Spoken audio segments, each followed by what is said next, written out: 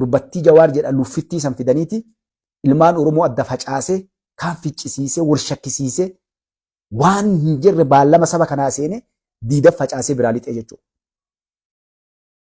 Bar osoo hadha Jawaar keessa dhaabbatee yookaan Baqqalaan keessa dhaabbatee yookaan Lammaan keessa dhaabbatanii bar saba kana wajjin hamtuullee irratti dalaganii haganan dubbannu. Meetii bira hin jiran. Osoo hadha dhaabbichuun garaa laafuu baate nammeeqa ajjeefame beektu nammeeqa irra shaname. Nammeeqa hidhaa jira beektuusi. Osoo namni kun nama haqaa mootummaa adila ta'uu baate saba kana rakkoo saba kanaa nama hin beekne osoo ta'uu baate bar aarimaan hadha osoo nama waa hubatu ta'uu baate bar aarimaan ol ka'ee barqaata baloo waan biriin godhu balase waan biras hin godhu. Akkuma dargiin fagoo san maqaa tokko baasee warri kun Haayile Sillaaseen nacci jedhee adii jedhee nu fixee bara. Mangistuu Hayil Qay Shibbir jedhee nu fixee Mallas Zeenaawii saayilent jettee faranjii fixiitii inni Oromoota Itoophiyaa fixe saayilent jechuun maal jechuudha? Kan namni akka dhagarre fixu. Dimokiraasii kennedhee akkana godhee uummata gartee of jala qabee mana hidhaatiitti kolaasuun ajjeesuun bineensa nyaachisuun halkan baasee shanii qilee buusa Mallas Zeenaawiidha. Kan qeessarraa guura. Waan addunyaan feetu dubbachaati dhukkee nurraa kaase.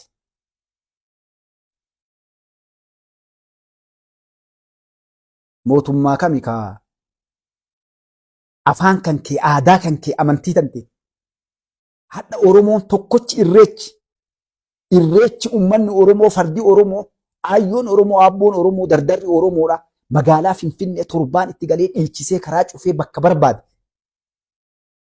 Dhiichisee bara keessa deemee waan fedhe dalagee ani waan garaa nyaatu beekta dayyuusa kalee yeroo kabalanii gaallaa jedhanii Finfinnee kana yeroo dhufu gartee afaan wallaalaa fi makiinaa keessaa bu'ee yoo paaspoora baafachuu dhufu immigireeshina taaksii seenees achii bahee galeet gaafa gandaggale suufa uffatee akka rugataa deema Finfinnee yeroo gabbaa'e. Dayyuusa akkas to'adha Oromummaa himatee isin nu rakkisa. Takka akka ilma namaa saba isaatii waan dalagin yoo ati gaafatte guyyaa takka sabaan hidhamee garafamee takka saba kanaa buusee qabsaa'ota cinaa dhaabbatee waan goone. Har'a qabsaa si jaalu hin jiru gartee gabbayee hattuu saree kijibaa si jala seenee arrabaan yonnaa sitti kaasa jechuudha. Kanaaf Oromoon wanni isin jechuu barbaadu maali? Laalaa jagna Oromoodha waan inni gochuu jiru nafxanyootaaf TPLF. Mee kootu mee gabbayee namni adda tanarraa dubbattu sii kennaa jedhee. Waan godhu jiru laali isinii warra isin kabalee isin gartee hadha sodaafi warri baradha aabichuu dura dhaabbatu warra nafxanyaa sodaatuuf TPLF sodaatu jara boruu dhufaaf hadha galata jalaa galchuuf mootummaa kana abaarti. Kun wallaalaa osoo siyaasaan beekni siyaasa duudee nu rakkisaa jira. Siyaasaan beeku bakka isan galchine dhufee seeni. Barsiisaa fa'a dhufee siyaasaa si hojiin dalagan dhagarre. Doktora meedikaalaa fa'a dhufee siyaasa dalaga bareesse waan Itoophiyaa keessa Afrikaa kun Itoophiyaa qofaan. Barannaan inni bes meedikaal doktarii illee namni waa'ee qonnaa barate illee namni waa'ee gartee hunduu dhufeetumaan camba siyaasaa Itoophiyaa. Kanaaf laaltii peelleffadha. Abdii isiitiin nutti mataa dhaabdanii jara dhufee gartee jara heerumnaaf. Akkasimi warra waa itti dubbachuu hin dandeenye kabalaaf dhiitichuun yoo ati xiqqoo laalte rasaasan kallacha si facaasu jala salaataa bayu manni keenya. Hadha ka afaan keetii waraan meelala yuutuubii gubbatti tiktookii irratti kumaandoon baradha speeshaal kumaandoon ripaablikaan gaaddiin ijoollee diraamaa irratti dalagaa karaa gubbaatti rakkadhee na nyaachisanii ni bala birrii waan gaarii yaabbadha fuutee kishaa sii kenniti. Kalee yoo biraan boo surre fincaa deema abbaan fedhe wallaahi kijibaa musta mee gaafadhaa warri lafa turtan. Dhiis waraan poolisa yoo arge namni surretti fincaa bahe kalee. Waan godhu beekan qabnaan gartee dhiitichoof kaballaan osoo caccabee mana hidhaa dhaqee yoo mana hidhaa hiree argantiis geessan yookaan dhaanii tubbootti darban. Akkasimi. Akkasiin jedhan. Kaadha afaan keetiin itti hidhattee bakka feete dhaqe raayyaa ittisa biyyaa keessa hidhattee kumaandoo keessa hidhattee ripaablikaan gaardii hidhattee poolisa hidhattee waajjira feete hidhattee afaan keetiin qofa hidhattee dubbattaa. Namni kabajaa qabu hadha Itoophiyaa keessas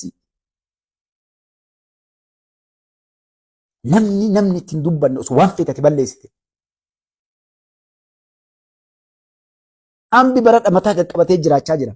Gajjedhee an Oromoodha jedhee. Warri kalee jecha ilmoo namaatiin nuun hin jenne nuun jedhu baradha mataa qaqqabatee ani Finfinnee jira.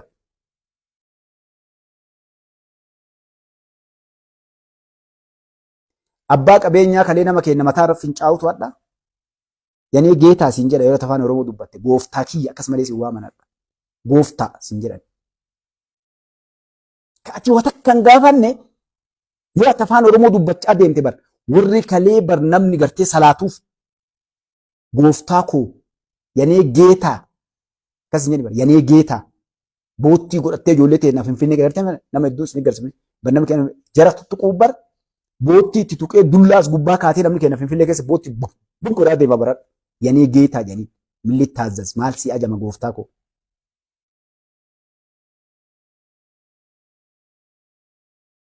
Maaliif? Gariin saalfatee bakka seenu agarra. Namni aqlii qabu bakka seenu. Warri kalee nurratti jecha hamtuu nuun jechaa bahe namoonni waa hubatan waa baratan kitaaba nurra akka ta'an bakka seenan hin qaban. Qaana'anii saalfatanii maaliif? Dogongora kalee dalagan. Nama waan feete yoo dalagde barradha. Wanna fedhe yoo balleessi namni kabalaa dhiitaa barmanii as geessu hin jiru. Kabiraafiti poolisni yoo si qabdee adda kabajaan fuutee makiinaa irra fuutee si geessitee mana hidhaa si geessitti. Mirga qabaadha namni poolisii dura dhaabbatee maa akkas na gootadhaa diban. Ni kadhatti poolisni adda agarre isin garsiisan bakka hedduutti. Kalee uleen mana amantaa dhufanii mana kee dhufanii karaa gubbaas si qabanii yoo ati waan jedhan xiqqusaniimi saree isin jedhin beeros qaban wushaa qoshaashaaf dhiitichoon kaballaan si qaban hayyee gooftaa kiyyatti ati makiinaan koriin xiqquma ati waa dubbatteef laaltee rasaasaan mataa sirraa buqqisan. Itoophiyaan akkasitti beekamti adda jiraan jiru. Poolisa meeqa namni isaan ijoollee dubartii karaa gubbaa dha'u nama dha'u kabalu dhiitu viidiyoo raabanii hojii irraa deema hidhaa jira. Waraanni kuma meeqa hidhaa jira beektanii hadha isin. Warri akka dalagamee gartee seera dhiyaate. Mootummaa kamtu akkas godhe biyyattii tana keessatti. Poolisa meeqa mana hidhaa jira. Hoggana meeqatu hadha gartee kuun hidhamee kuun hidhaa dhaabbataa jira beektu hin beektan akkanumaa waa lafa dhiittan malee. Kun ka ta'e maaliif?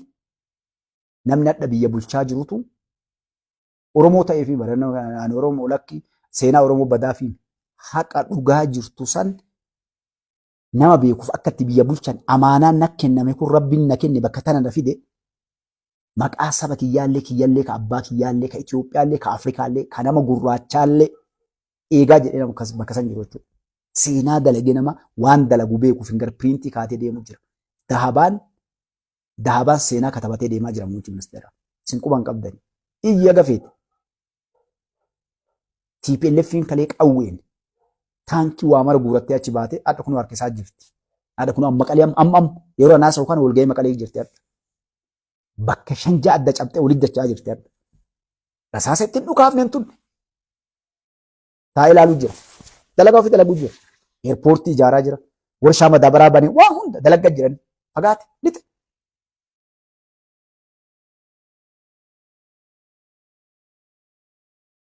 Asiyaas Aforqii waraana guuree leenjisee nama hunda qawwee itti dheefidee daangaa irra naqee ibidda barkaatti dachii rabbii tana waraanaan hidhee hirriban qabachi gubbaa jaarsi qaraa gugee dhumatee waan biraatii jira siyyaan. Nam tokkon tunne namni kun. Suudaan adda. Nullee waan kanas seennee mootummaa kana yoo cabsine bar ufiyyuu dhuu jirti bar. Wal fixu jirti bar daaraa wal godhaarti ufiyyuu. Yoo Itoophiyaan cabsin Itoophiyaan boru dhuftee nu nyaatti ni dhabamnaa jettee hirriban qabdu. Soomaaleen akkasii jirti.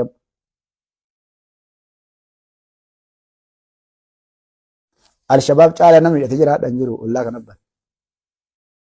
Al-Shabaab Itoophiyaa mi Afrikaa mi addunyaatti cinqamaa jira. Dhiirsi isii garuu Itoophiyaadha. Dhiyoo kana magaalaa Itoophiyaan nurraa baatu inni keessaa bahe waraanni Itoophiyaadha.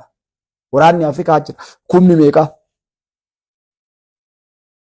Kabiraa fi gartee haadha Gibsi fiddee achira silaa achi bakkee namatti fattaname. Itoophiyaan baanaa yeroo san dhukkee irraa kaaftee keessaa ariitee kaan qawwee irraa hiikkattee waraana Afrikaatiif ka Somaalee illee magaalaa qabatte. Itoophiyaa koottaa nurraa baasaa jettee Afrikaa fi Somaalee illee. Hasan Sheekh Mahamad illee Afrikaa illee addunyaa illee Itoophiyaa maa cadhiftanii jedhan. Sagaddiitiin turre seentee dhukkee irraa kaaftee keessaa baafteetiin harkaa qabdi. Biyya namaa bar lafa meeqa xiyyaaraa yookaan miila makiinaa isaa meeqa deemanii. Al-Shabaab meeshaa qabduuf teekinooloojii qabduun dhuftee mooraa waraana Itoophiyaa dhufte. dhaqanii daaraa isii godhanii ni yaadattanii Ameerikaa manarraa dubbate. Warra Ameerikaan barbaadduuf addunyaan barbaaddu marraa meeqa diroonii maal itti kaasanii dadhaban hoggana isii lafa guurtee bira daaraa guute. Kaleessa beektanii warra kana eenyu ijaaraa ture Mallas Zeenaawiiti. Doolara miiliyoona 3 hoggaan irraa fudhata jaarraa fudhata Ameerikaa farra. Kana ka dalage ilaalaadha waan dalagaa jira.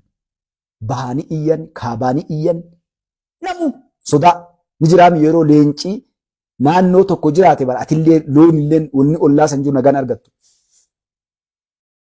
Namu hirriba dhabaa jira nama kana galte maaliif? Namni ka barbaade fiigee si gabbayee humna laaluu warra barbaadu jira nama sanii. Yoo dhimanadha teeknooloojii akkasii dalage kaan ofii dalagaa jira biyya sanii walii gal biyyi addunyaa irraa hadha mootummaa Itoophiyaa wal dhabbii qabuun jira tokko illee jiru. Tokko. Isa jalqabaatiif Itoophiyaan biyya kamuu addunyaa kee biyya kamuu yoo mucci ministeera keessa kabajaadhaan salaamtaa kenteefi simatti minxaa fi diimaaf ta'e sanuu kabajaa addaa. Biyyi kam Ameerikaa dhaqee, Raashaa dhaqee, Chaayinaa dhaqee, Swiidin dhaqee, Hoolaandi dhaqee, Jaarmaan dhaqee, Faransaay dhaqee biyya fedhi isa jalqabaati seenaa Itoophiyaatiif. Dippiloomaasii qaban asiin dura inni qaban garuu ka akka yeroo ammaa maaliif?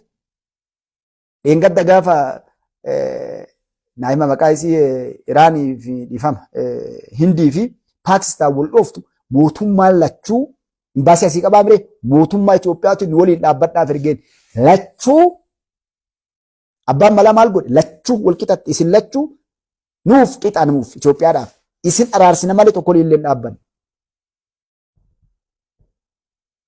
Itoophiyaan hadha yoo biyya kam waliin ol dhabbii qabdii dippiloomaasii biyya kam hin qabnetti biyyi tokkollee hatta Israa'eliin gartee hadha uummata musliimaa kana fixaa isii wajjin dippiloomaasii nagaa qabdi Itoophiyaan.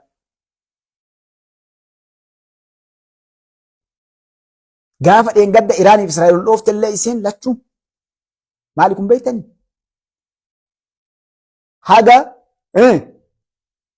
Haga guddattu yookaan haga sii dabruuf nama abbaa kee ajjeesuu waliin nyaadhu jedhan. That is the politics siyaasaa irra guddaa biyyoonni adda guddattee sadarkaa kana geette maaliin as geette? Maalii argite maayii beektanii? Haga humna godhattee gad dhaabbattee rakkoo ofii cufattuu fi diina tokkollee bitachuu dhabuu. Hojii fi cadhiftee dalagachuu balbala cufattee. Bakka sin laallee dhaquu dhabuu. Garee wayii deeggartee garee wayii ashuu dhabuu.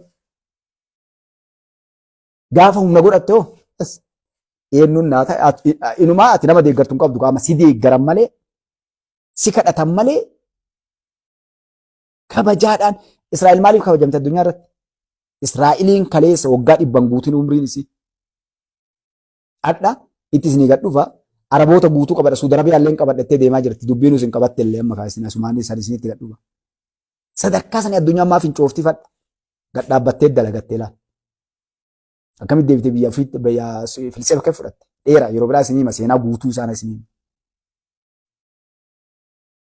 Tokkummaan addunyaa keessa biyyi isin keessa hin jirre hin jirtu wal dhagayan. Yahudaan tokko yoo biyya Ameerikaa dhufe Yahudaan Ameerikaa keessartu guutuun isteeta 50 keessa jirtu nama isaanii seenisan buusii buusaniif namtichi ganama miiliyoonara. Baradha seenee dhufee fakkeenya baqataa naasee bakka biraatti Ameerikaa. Biyya fedhe yoo dhaqe ni baratan isaan. Siyaasaa wayiin camban. Ijoolleen isaanii intarneetii fi tachi iskiriinii maal kanan qabattu hagaa waggaa 18 dabartii yuunivarsiitii fixutti. Maatiin mana keessaan qabu. Walii galanii wal dhaganii. Addunyaa kanas sosoosaa jirti adda Israa'el. Addunyaa bakka hunda jiran barumsaan tooppii wal dhagayan. Humna godhatanii bakka hunda seenanii dalagan jechuudha. Uummanni xiqqaan bakka hunda seenee addunyaan tun lubbuu nam tokko ittiin dubbatu na cinaa jiran jedhee muddama nama surree albaa. Kamii kanaan beektu? Uummanni Oromoo akkuma jaraa sanii addunyaa bakka hunda jiru garuu akkuma bakka hunda jiru sanitti sammuun illee bakka hundaa jira akkasumatti. Oromoon biyya alaa teettee ulmaan Oromooti yaaddu ani nagarre. Ani yoo itti kabbaatee boksiin nan dhahin kabbaa kiyya. Keenna achi bahee xiqqoo isaa dabarraan ka gandaani tuffataa jechuudha. Uummata kana dadhabne Afrikaa gaafa Ameerikaa tan dhaqu waan jedhani yeroo du'aa yoo godhan rabbi Afrikaa sitti telefoona Afrikaa sitti haa buusu jedhan haadha abbaa bara. Rabbi telefoona Afrikaa sitti hin tuffatanii bara. Haadha biraa ba'an qe'ee kalee biraa ba'an ganda kalee keessaa ba'an. Hagamii keessa namni adda himattu akka kiyyatti ka takfiin si nyaachaa itillee irra ciiftee to'anni si nyaachaa